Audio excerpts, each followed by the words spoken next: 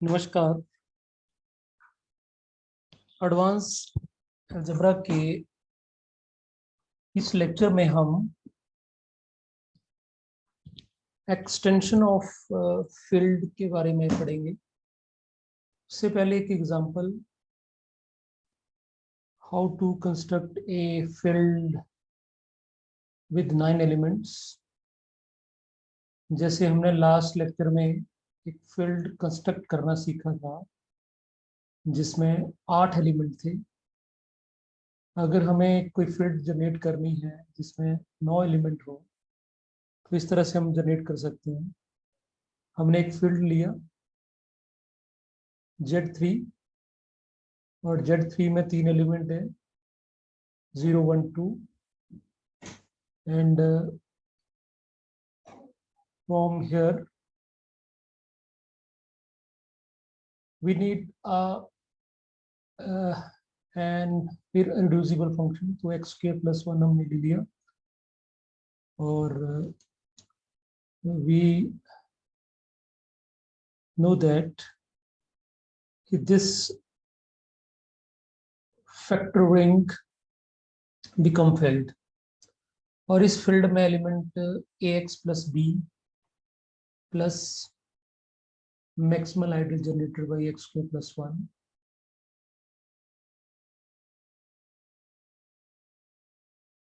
की फॉर्म में आएंगे। और ये जो आपका ax plus b पॉलिनोमियल है ये रिंग पॉलिनोमियल ओवर Z3 से आएगा और a और b जो कोफिशिएंट है वो डेफिनेटली Z3 को बिलोंग करेंगे। तो इनके टोटल 9 एलिमेंट्स इस तरह से हम कंस्ट्रक्ट कर सकते हैं। अब 9 क्यों बने? बिकॉज यहाँ पे a और b का पॉसिबल वेज जो है वो a भी आपका 3 एलिमेंट वैल्यू ले सकता है और b भी 3 ले सकता है। So due to principle of counting there will be only 9 elements. So you can see how we construct a field with 9 elements. So now we move to next topic, that is adjunction of adjunction of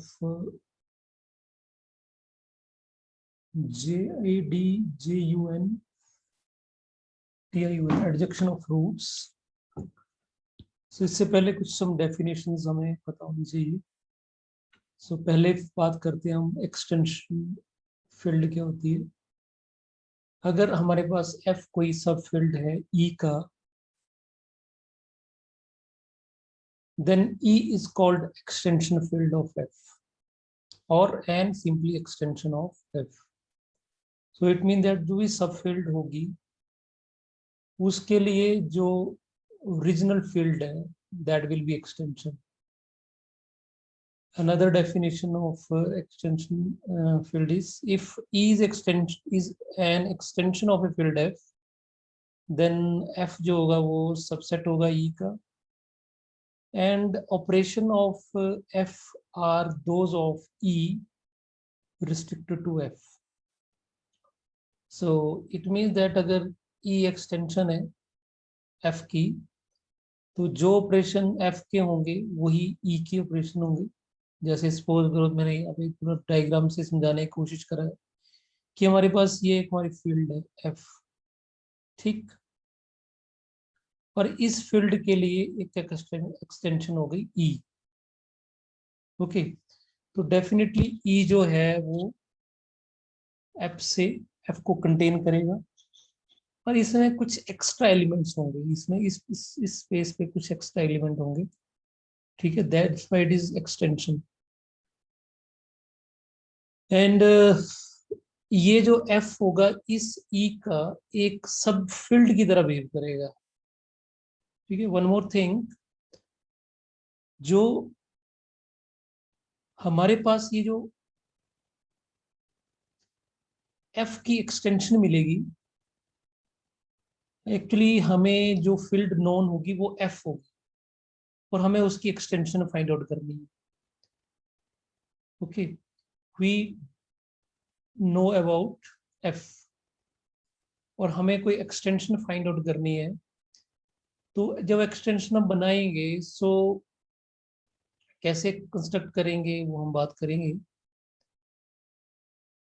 ये जो ई होगा, जो extension of field होगी, वो एक vector space होगा over field F. This extension field E will be vector space over filled F। और अब हम वेक्टर स्पेस की बात करें तो थोड़ा सा वेक्टर स्पेस के बारे में आपको पता होना चाहिए, वेक्टर स्पेस क्या होता है और वेक्टर स्पेस की डायमेंशन क्या होती है। और dimension of E over F is written as this rectangular brackets E colon F. तो पहले हम थोड़ा सा वेक्टर स्पेस की बात करते हैं। What do you mean by vector space? अगर किसी को थोड़ा सा वेक्टर स्पेस के बारे में रिफ्रेश करना है तो मैं वेक्टर स्पेस की डेफिनेशन बताता हूँ पहले। वेक्टर स्पेस होता क्या है? आई थिंक आपको वेक्टर स्पेस में वेक्टर्स होते हैं, ठीक है, और उसमें जो स्केलर आएंगे वो फील्ड से आए, ठीक। बट यहाँ पे जो हम वेक्टर स्पेस की बात करेंगे तो हमारे पास फील्ड है तो जरूरी नहीं है वेक्टर होगा। वेक्टर की जगह हम यहाँ पे पॉलिनोमियल्स की बात कर सकते हैं कि पॉलिनोमियल्स पे like. So main thing is that कि व्हाट इज वेक्टर स्पेस की प्रॉपर्टीज क्या होती हैं।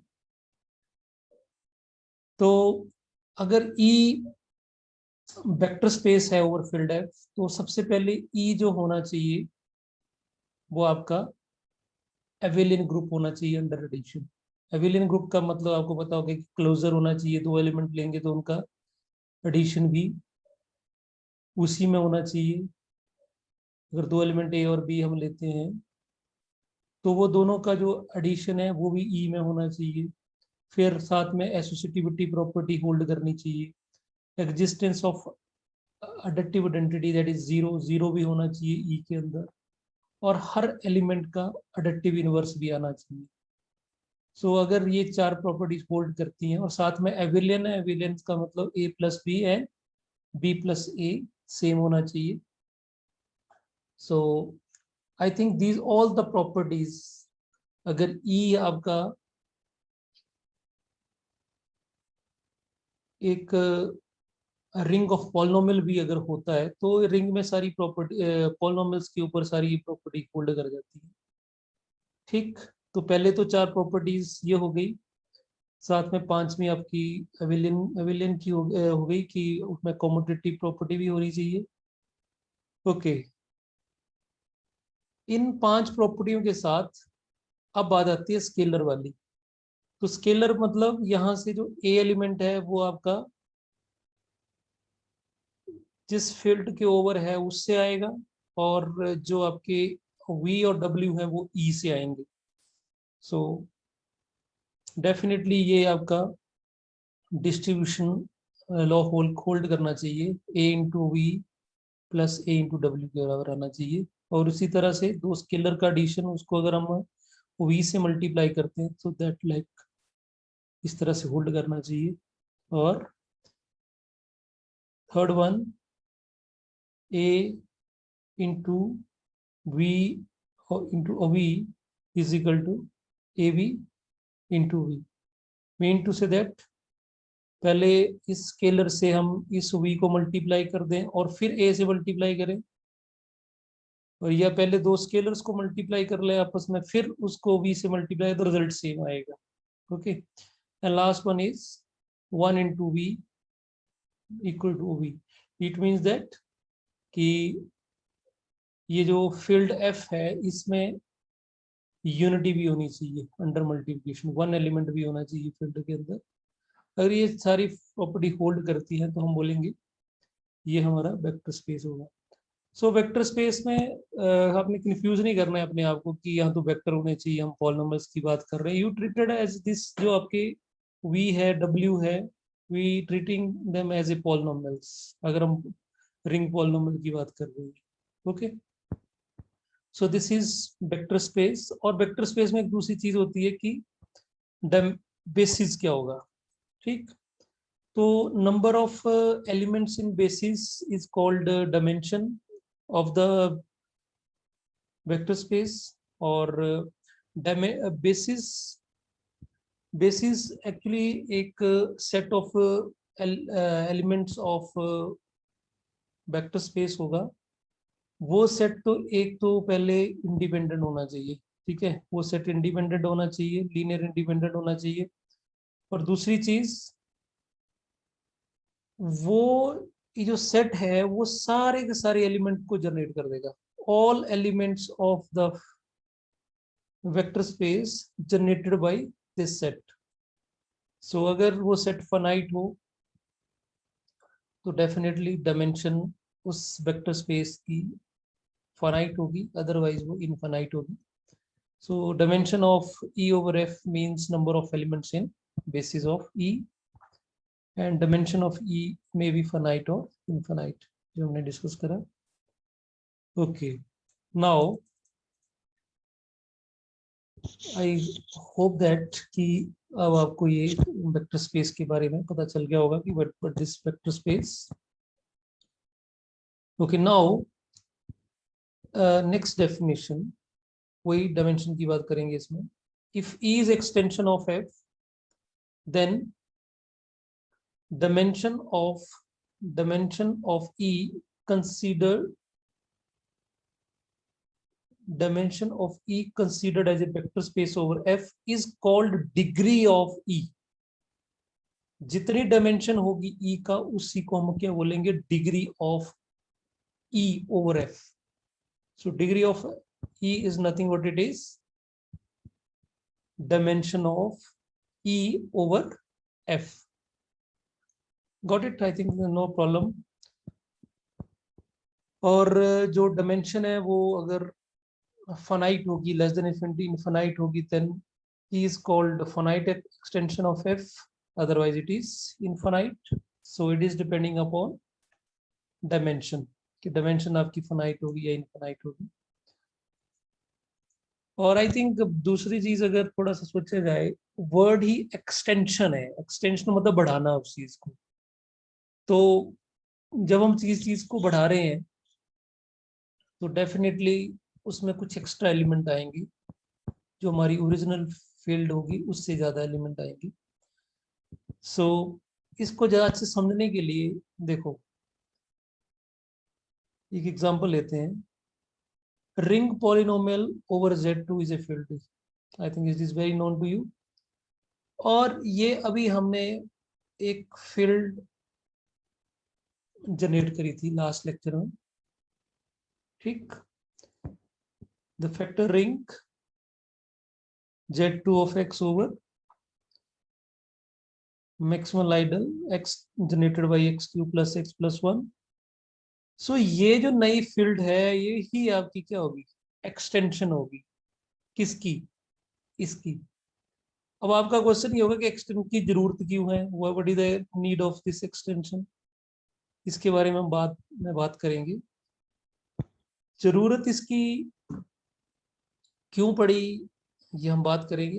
वैसे थोड़ा सा मैं आपको हिंट देता हूँ कि हमें इस फील्ड में इररेड्यूसिबल पॉलिनोमियल्स हैं। इररेड्यूसिबल मतलब उनको रिड्यूस नहीं कर सकते, हम फैक्टराइज नहीं कर सकते यू कैन से। तो हमें एक ऐसी फील्ड चाहिए जिसमें उनके फैक्टर हो जाए या उस फील्ड में उनके जीरोस मिल जाए। तो ये जो नई फील्ड आ गई इसमें ये जो आपका इररेड्यूसिबल पॉलिनोमियल है इसका जीरो प्रेजेंट होगा, या मतलब इसका फैक्टर हो सकते हैं इसमें। Got my point. तो एनी हाउ सबसे पहले हम एक्सटेंशन की बात करें, इट मीन दैट इस फील्ड का ये एक्सटेंशन है। और अगर मैं आपसे पूछूं डायमेंशन क्या होगी इसकी, तो आपको पता है कि इसमें कितने एलिमेंट आए थे मेरे पास, कितने एलिमेंट आए थे इस एक्सटेंशन के, 8 एलिमेंट आए। तो इसका मतलब इसमें यहाँ पे degree of this extension will be 8। Okay, और ये हमने डिस्कस कर लिया कि ये वेक्टर स्पेस की तरह वेक्टर स्पेस होगा over field. z2 of x and degree of this is equal to h. So I think you got the idea what this mean. थोड़ा मैं डायग्राम से इसको बताने की कोशिश करता हूँ. ये देखिए हमारे पास ये हमारे पास फील्ड है ना, और इस फील्ड में आपकी जो पॉलिनोमियल्स होंगे वो बहुत ज्यादा पॉलिनोमियल्स होंगे, मैनी मैनी पॉलिनोमियल्स, पर उसमें एक ही चीज है कि उसके जो कोएफिशिएंट्स होंगे वो ओनली 0 और 1 होंगे. ठीक है, तो हमने कितनी भी डिग्री के पॉलिनोमियल बना सकते हैं इसमें. अब इसका एक्सटेंशन इस फील्ड की एक्सटेंशंस बहुत ज्यादा हो सकती है. अलग अलग इरेड्यूसिबल फंक्शन के लिए हम अलग अलग एक्सटेंशन बना सकते हैं. तो इसकी एक्सटेंशन मैंने ये लिखी, देखो. सो दिस इज एक्स्ट्रा. ये जो एलिमेंट है यहाँ पे एक्स्ट्रा एलिमेंट आएंगे, तो इस एक्सटेंशन में ये वाले पार्ट तो होगा ही होगा, प्लस कुछ एक्स्ट्रा एलिमेंट्स बनेंगे. So those elements like this, ये वो 1 2 3 4 5 6 7 8, ये वो 8 एलिमेंट आ गए जो इस जगह पे होंगे. और प्लस ऑब्वियस है इनके साथ यहाँ पे plus x cube plus x plus 1, ये वाला मैक्सिमल आइडल भी हम लिखते हैं साथ में. तो ये जो एलिमेंट आए वो ऑब्वियस है इससे बाहर आए, यहाँ पे एलिमेंट आए. ठीक, सो दिस इज एक्सटेंशन. तो डेफिनेटली ये इसका एक्सटेंशन है, इसको हमने बढ़ाया है. So that's why it is extension of ring polynomial over Z2. Okay, so this is the idea of extension field. So now we have a theorem. तो देखिए यहाँ पे हमारे पास क्या है, 3 फील्ड है, F, E और K. F जो है वो E का सबसेट है या सब फील्ड है, और E जो है वो सब फील्ड है K का. और हमने मान लिया कि जो डायमेंशन ऑफ K है ओवर E वो फाइनाइट है, और E की डायमेंशन ओवर F वो भी फाइनाइट है. देन वी क्लेम दैट कि dimension of K over F भी फाइनाइट होगी. And second, dimension of K over E will be product of dimension of K over E into dimension of E over F. So देखिए इसका proof करते हैं 1 by 1. तो सबसे पहले हमें ये दिया है कि K की डायमेंशन जो है ओवर E जो है वो फाइनाइट है. तो अगर डायमेंशन फाइनाइट है इसका मतलब K का जो बेसिस होगा उसमें फाइनाइट एलिमेंट होंगे. तो मैंने मान लिया late V1, V2 and up to so on Vm with the basis of K over E. And दूसरा में दिया है कि E का डायमेंशन भी ओवर F जो है वो फाइनाइट है. तो मैंने इसका डायमेंशन मान लिया n. तो डेफिनेटली इसके बेसिस में n एलिमेंट होंगे. So that we take W1, W2 so and so Wn with the basis of E over F. Got it? अब हमने K का डायमेंशन ओवर F जो है वो फाइनाइट शो करना है. तो सबसे पहले मैंने एक एलिमेंट K में लिया U. तो डेफिनेटली ये एलिमेंट जो होगा वो K के बेसिस, K का बेसिस ये है, इसके लीनियर कॉम्बिनेशन में लिखा जाएगा. तो U will be written like this. I think ये आपने लीनियर अलजेब्रा में पढ़ रखा होगा. सो हमें इसको इस तरह से लिखना है. सो डेफिनेटली ये जो आपके कोएफिशिएंट आएंगे ये डेफिनेटली कहाँ से आएंगे, E से आएंगे, because it is field over E. तो ये सारे के सारे AI जो है वो E को बिलोंग करेगा. ठीक, so U is equal to this. अब E आपका खुद एक फील्ड है over F. E is field over F. So now इसका मतलब ये जो AI है ये E से लिया, और E का बेसिस जो है उसमें n एलिमेंट है. इसका मतलब ये जो AI है वो इन n एलिमेंट के लीनियर कॉम्बिनेशन में लिखा जाएगा. So we write AI is equal to linear combination of WJ, और J varies from 1 to n because यहाँ पे n एलिमेंट है, और VIJ और ये जो आपका हमने कांस्टेंट या कोफिशिएंट लिया that belongs to F because E is field over F. अब ये डबल सबस्क्रिप्ट क्यों ली हमने आई जे, बिकॉज ए के साथ भी सबस्क्रिप्ट लगी है, so that's why we have to take two subscripts. Okay, so from this u का एक u की वैल्यू ये आई और u में जो a आई है उसका आगे फिर एक्सप्रेशन ये बना। सो हम ऐसे करते हैं, इस a का a आई का एक्सप्रेशन हम यहाँ पे सब्स्टिट्यूट कर देते हैं। So finally what we get, u will be become like that. So double summation I varies from n and j varies from 1 to n, and vi is vi wj, or this vij belongs to f. So ये total ये जो हमारा ये दो एक set बना m elements का, m into n elements का, v1 w1, फिर ये आपका आ गया, फिर 2 से करेंगे तो टोटल हमारे पास m इंटू n एलिमेंट्स होंगे। तो ये जो है वो डेफिनेटली एक हमारे पास जनरेटर हो गया। हमने क्या किया था, u लिया था हमने k से और उसको हम किसके लीनियर कॉम्बिनेशन में लिख रहे हैं, इट मींस दैट वो इनके लीनियर कॉम्बिनेशन में लिखा जा रहा है, तो ये आपका जनरेटर की तरह बिहेव करेगा। तो इसका मतलब डेफिनेटली k की जो डायमेंशन है ओवर f, देखो ओवर f, क्योंकि यहाँ पे जो कोफिशिएंट है वो ओवर f है, तो k का जो डायमेंशन ओवर f जो है वो डेफिनेटली फाइनाइट होगा। ठीक, बिकॉज इस सेट में जो एलिमेंट है टोटल वो n इंटू m है। ठीक, हमें अभी तक ये नहीं पता कि ये इंडिपेंडेंट है कि नहीं, पर इतना तो क्लियर है कि m n ही होंगे टोटल मैक्सिमम, उससे तो कम ही होंगे। ठीक, अगर इसमें कोई डिपेंडेंट है, अगर डिपेंडेंट होगा तो उनको निकाल देंगे, है ना, लेकिन इतना तो क्लियरिटी है कि वो डायमेंशन आपकी फाइनाइट आनी ही आनी है। सो ये फर्स्ट पार्ट क्लियर हो गया कि dimension of k over f is finite. Now second part में क्या प्रूव करना है हमने, सेकंड पार्ट में हमने प्रूव करना है कि जो डायमेंशन ऑफ f जो है that is product of dimension of k over e into dimension of e over f। तो उसके लिए हमें क्या करना पड़ेगा, इस सेट को हमें क्या प्रूव करना पड़ेगा कि इंडिपेंडेंट। ठीक, ये जो m इंटू n एलिमेंट्स का mn एलिमेंट जो है इनको हमने इंडिपेंडेंट प्रूव करना है। तो देखो कैसे करते हैं हम, सबसे पहले इंडिपेंडेंट प्रूव करने के लिए हम ये लीनियर कॉम्बिनेशन लेके चलते हैं। आई थिंक आई सपोज कि आपको सभी को पता है कि how we prove linear independent. ठीक है, अगर किसी को कुछ इसमें डाउट हो तो मैं थोड़ा सा बता सकता हूँ। यू सी इंडिपेंडेंट का हम चेक कैसे करते हैं कि हमारे पास सपोज करो दो वेक्टर्स है, एक हमारे पास 3i + 4j है और एक हमारे पास है 5i 7j। तो यू सी कि इन दोनों का, ये हमारे पास एक वेक्टर हो गया, ये दूसरा वेक्टर हो गया,